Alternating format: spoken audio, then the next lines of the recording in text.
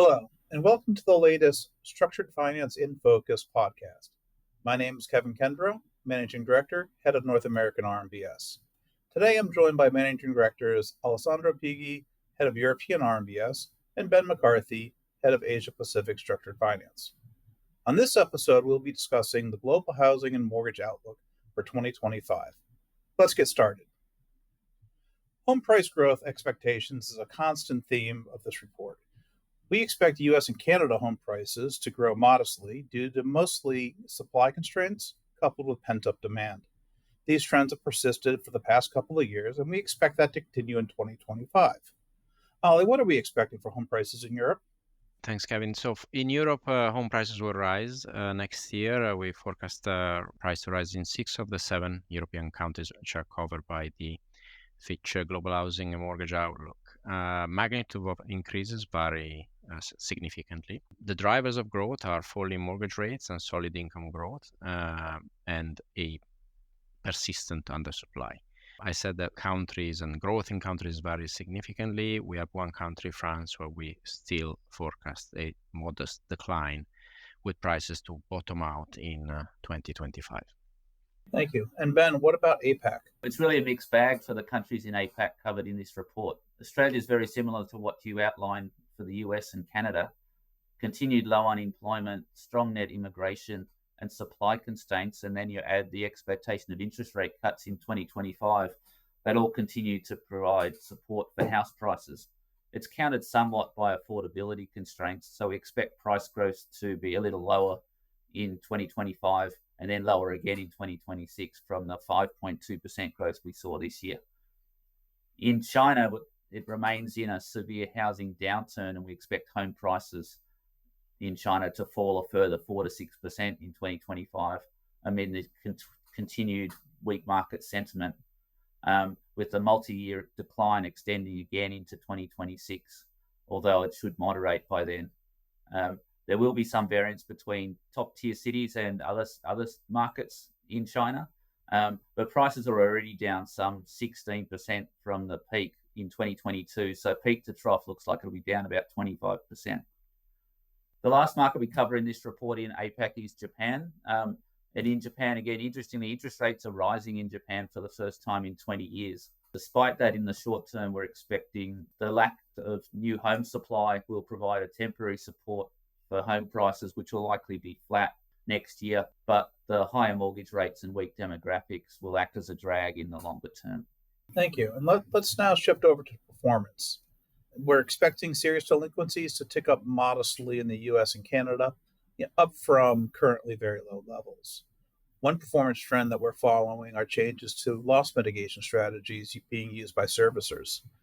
A large amount of borrower equity in the U.S. housing market currently is really resulting in very, very few liquidations where the servicers are actually foreclosing on the properties and liquidating them. We do see servicers, though, working to keep borrowers in their homes if possible, and using the deferral modifications increasingly, which will either address missed payments or potentially lower future payments for borrowers in the future to keep them in their homes. Ben, what are we expecting for performance in the APAC region? Well, despite our sort of varied outlook for house prices, the performance on mortgages are actually looking to be pretty stable across the region. In Australia, interest rates are expected to start to fall in 2025, and with that, serviceability will improve. And in the market where almost 100% of mortgages are on variable rates, that's likely to help performance. So we're actually expecting performance to slightly improve. In China, we expect more mortgage rate cuts, which will enhance serviceability. And they have high household savings in China and loan-to-valuation ratios, which again is going to make that likely be very stable in 2025. In Japan, we've got, as I say, higher rates and higher cost of living, so slightly going the other way. So we expect a mild deterioration in arrears in Japan, but nothing too significant. Great. And then, Ali, what about Europe? What are we seeing for performance or expecting performance to be for European RMBS? As you guys have just said, I think our forecast is similar.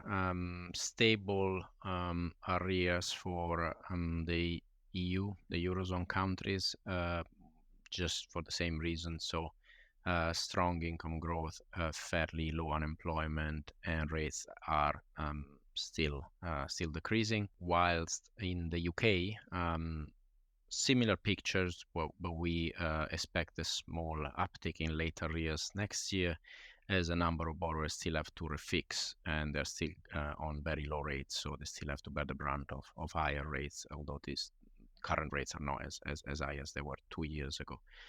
And for those borrowers that are underperforming, the same strategy that you mentioned for the US, Kevin, will be very much at the forefront of servicing strategy. Forbearance is the key word in most of the European jurisdictions. So we foresee very limited use of repossessions and liquidations. Thank you. And so the last topic I really want to delve into is what should we be watching for in 2025? Layla, we're going to start with you this time. And what are you looking at for Europe? Yeah, so in terms of what to watch, I think inflation from kind of a economic background is the key risk. So we've been seeing stabilization of inflation in the Eurozone and in the UK, but lately we have witnessed a bit of uptick on inflation measures in both areas.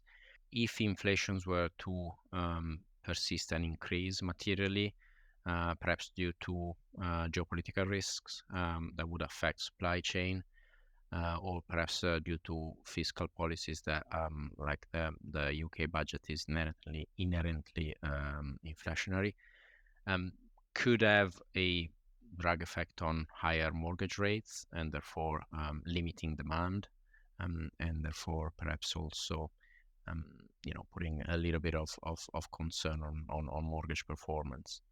Another big topic that we are watching closely, although in Europe the impact of it is still to be seen, is the theme of energy performance and physical risk.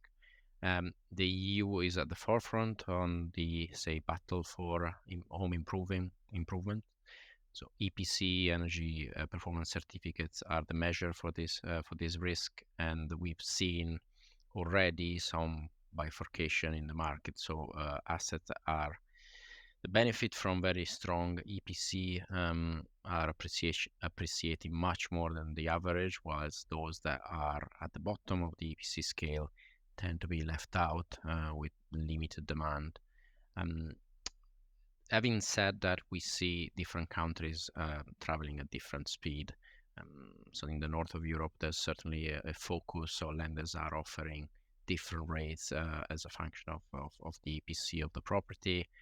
Other countries are a bit more kind of slow moving, but certainly it's a topic that we're watching closely. And clearly physical risk and perhaps the cost of insuring physical risk in Europe is increasing, not perhaps as much as in other places in other parts of the world, but we've seen floods, we've seen material natural disasters in areas that were in the past not prone to them. Thank you. And Ben, what are you expecting, or what are you watching for in APAC? In APAC, there are, I guess, two big items to watch. Interest rates and unemployment are always two sort of key variables. In Australia, interest rate cuts have been expected for the past year, or at least discussed for the past year, but the economic fundamentals haven't really justified a rate cut. So we've still got unemployment at close enough to all-time lows, around 4.1%. Mortgage performance is good. House prices are still rising. Consumption's growing. None of that seems to indicate that interest rates should be cut.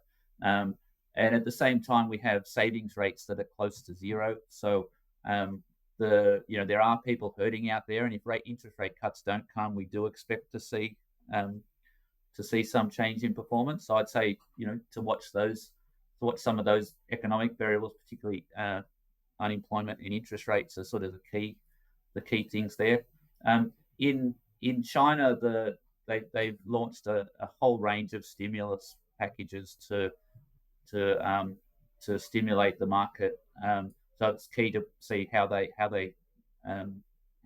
implement them and what the impact is going forward. While in Japan, rising rates is something new there. They haven't had them for more than 20 years. So that'll be something to watch in that market. Right. And then for the U.S., we're preparing for housing policy changes that would come with a change in the presidential administration. The previous Trump administration made efforts to shrink the role of government in the housing market by really taking strides to release Fannie and Freddie from conservatorship.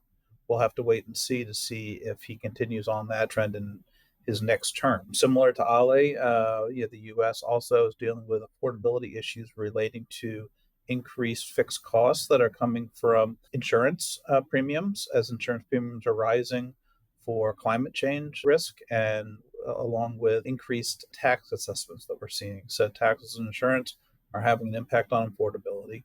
And lastly, we look at what's going on global geopolitical and macroeconomic uncertainty. That's really having an impact on the 10-year Treasury yields, keeping them elevated slightly high. That impacts 30-year mortgage rates, and really it's that will be the triggering event for refinance activity. So if mortgage rates drop below 6%, then we're expecting that to fuel higher levels of refinancing from recent mortgage originations. So those are all some of the things that we're really looking at within the U.S. Well, that's our time for today. I want to thank Ben and Ale for their insights, and thank you all for listening. For more information on Fitch's global housing and mortgage outlook for 2025, please visit our website, fitchratings.com.